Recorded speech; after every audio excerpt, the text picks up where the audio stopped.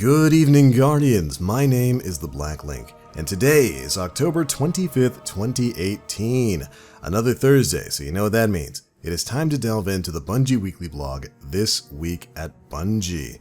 And the name of the game for this week, of course, is Quality of Life. We're going to be getting a look at a lot of quality of life changes that are going to be dropping in the next incoming patch, Patch Update 2.0.5. There's a lot of good things getting ready to drop, so let's go ahead and dive right on into this week's TWAB. First things first, Bungie is going to be holding a bit of a costume contest with the Festival of the Lost. From now until 6 p.m. Pacific time on October 31st, you can use masks, armors, and shaders to create an in-game costume. You'll be able to pick the perfect setting and take a pic. Then, using the hashtag Festival of Costumes, you can share your creation to the Community Creations page, Bungie's Twitter, or their Instagram to enter. 10 winners will be celebrated via Bungie on Halloween Day and treated with a unique emblem that they reserve for all of their best artists. So if you're a Guardian out there who's been having a lot of fun with Festival of the Lost, maybe making some different outfits and whatnot with the masks that we've got, this is a great opportunity for you to show your stuff straight to Bungie. But alright, let's jump into a pre-look at some of the patch notes that are going to be dropping with Update 2.0.5. We've got a lot of changes coming in here, and it's going to be focused on a lot of quality of life changes that Guardians have been asking for. First things first, Banshee 44 will now accept up to 25 gunsmith materials at a time. This should greatly speed up the time that you're spent over at the gunsmith trying to get those level ups. Next, they're going to be removing the hold time for the spider's material exchange interactions. Again, cutting down on the time that you'll be spending in menus trying to buy items from the spider.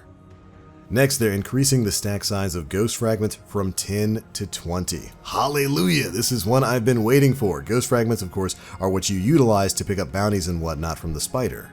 And I think a lot of Guardians out there have made the argument that having a simple small stack of 10 was nowhere near large enough for that. I'm glad they're doubling it. Next, they've reduced the shader dismantle time from 1 second to 0.25 seconds. Whether or not that's going to apply to Rahul and his menu as well, we're not sure, but being able to get rid of those shaders a little bit faster is not a problem with me.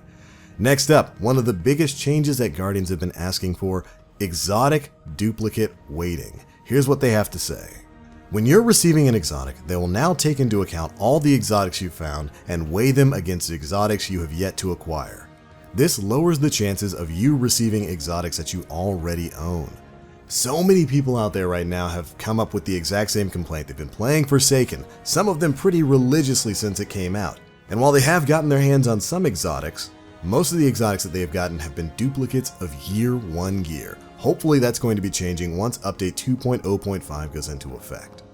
I know personally there's a lot of exotic armor that I haven't gotten my hands on yet, including stuff like the One-Eyed Mask, the Ursa Furiosa, the Geomag Stabilizers.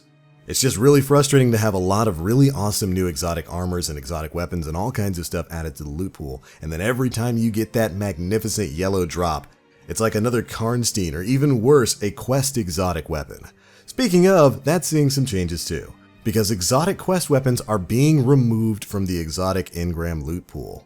Once again, hallelujah, this is definitely something that really needed to happen. It didn't really make sense that once you completed a quest for, say, the Chaperone or the Ace of Spades or the Malfeasance, that those weapons were then added to the loot pool, further diluting your chances of getting some new individual gear. Very happy they're making that change. Additionally, exotics that you do not yet own will be individually weighed much higher than duplicate exotics, and when receiving duplicate exotics, you will be more likely to earn armor pieces as they have randomly rolled perks. All fantastic changes that I'm really happy to see go into effect in this update. Cannot wait for it. Next, we are getting the changes to Masterwork cores. Or, shall I say, Enhancement cores. Masterwork cores will now be renamed Enhancement cores. Yay. This solves all the problems with Masterwork cores right now, right? You Guardians already know how I feel about it, but anyways, moving on, more sources will award enhancement cores. They will be added to Scrapper bounties and 6 of the Spider's weekly bounties. Enhancement cores will also be more visible in the loot feed. There we go, so those are the big change coming to Masterwork cores, going to be added to some bounties and whatnot that you'll be able to pick up, especially from the Spider, and then earn some cores that way. How much those bounties are going to drop, we're not too sure right now. I do know that any additional source of these cores is definitely a good thing to the game, but I still have a lot of problems with the way the Masterwork core, well, soon to be the Enhancement core system, is utilized with Infusion and stuff like that. Hopefully it'll be a little bit better when this update comes out, but like I said, you Guardians know how I feel about it. Moving on, we've got some exotic weapon tuning coming into effect. First up, Wish Ender. They're increasing its base damage. Yes! Next, they're fixing an issue where the Broadhead perk would not properly activate under certain circumstances, which would result in a loss of damage.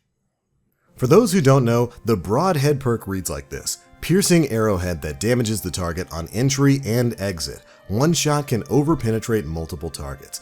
This perk is currently bugged on the Wish Ender right now, causing the weapon to not deal that extra damage that it's supposed to be doing.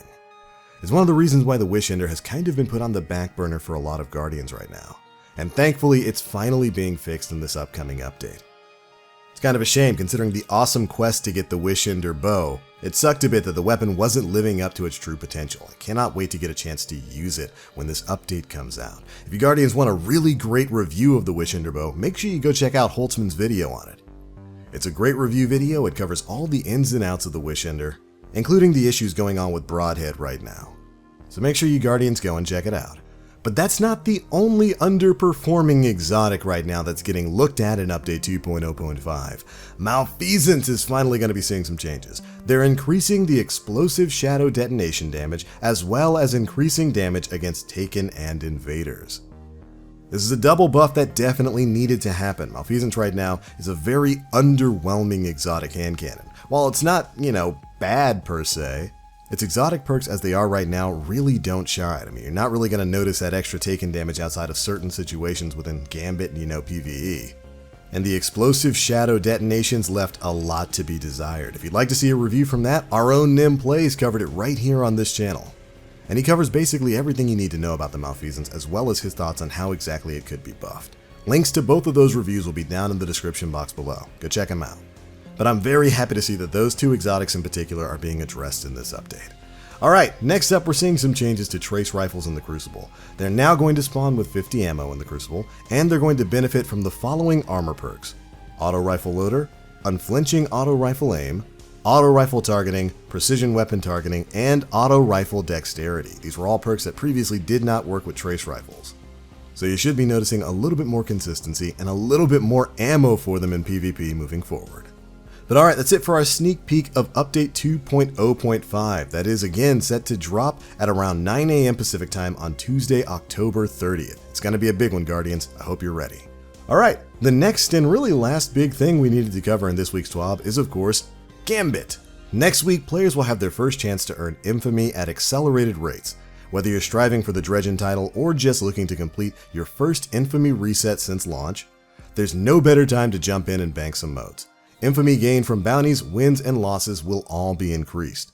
That's right, we're going to have a double and triple Infamy week coming up. First up, Double Infamy is going to begin at 10 AM Pacific time, reset time on October 30th, and will end at 10 AM Pacific time on November 2nd. Then, Triple Infamy is going to be going live at 10 AM Pacific time on November 2nd and ending at 10 AM Pacific time on November 6th. Keep your eyes peeled. If you're a fan of Gambit, next week is going to be great for you. They're also going to be pushing out the update that is going to increase the Ascendant Primeval Servitor spawn rate. So if you're somebody who hasn't even gotten your hands on the Malfeasance quest, like yours truly, starting next week, your chances should be increasing. Alright, and the very last thing we need to cover this week is the return of the Refer a Friend questline. Now you veteran Guardians from D1 will remember this from back in that game, but the same sort of system is returning to D2. Starting October 30th, the Destiny 2 Forsaken Refer a Friend program becomes available. If you're a veteran player, meaning someone who already owns Destiny 2 Forsaken, you'll be able to invite new players via the Refer a Friend promotion on Bungie's website. This will include a new questline that you'll be able to take new players through that will grant the both of you some unique rewards. If you remember back in D1, we got that awesome exclusive sword from the Refer a Friend questline. These rewards include new ships, new vanity items like emblems and sparrows and all kinds of things. And this time around, there's going to be multiple rewards for veterans who refer multiple new players to Destiny 2 Forsaken. The only requirements to achieve veteran status are that you are a player who already owns Destiny 2 Forsaken. The new player requirements are this: it needs to be a player who has owned Destiny 2 Forsaken for less than 7 days. However, any of the players who purchased Forsaken between October 16th and the 30th will also qualify as a new player and be eligible for referral up until November 7th. So if you Guardians know some people out there who are just on the edge of picking up Forsaken, hit them up with the Refer a Friend quest, carry them through some content, and get yourself some exclusive rewards. But alright Guardians, that is pretty much it for all the biggest bits of news that dropped in this week's issue of This Week at Bungie. One last thing that I did want to make mention of is that Bungie is aware of an issue right now with ammo finder perks. You might have seen a couple of posts on the Destiny the Game subreddit about the heavy ammo finder perk not only not working, but actually lowering your chances of getting heavy ammo bricks. Bungie's aware of it, and hopefully they'll be patching that out sometime soon. But anyways, that's most of the big stuff from the TWAB. There's plenty more information in there, and if you'd like to read every last bit of it, we'll leave a link to the TWAB down in the description box below. I hope you Guardians are having yourself some fun in Festival of the Lost. We've still got a bit more time to hit that Haunted Forest up. Also, that Murder Mystery Quest is supposed to go live next week, so make sure you're staying tuned right here for all the latest on everything that's coming out now.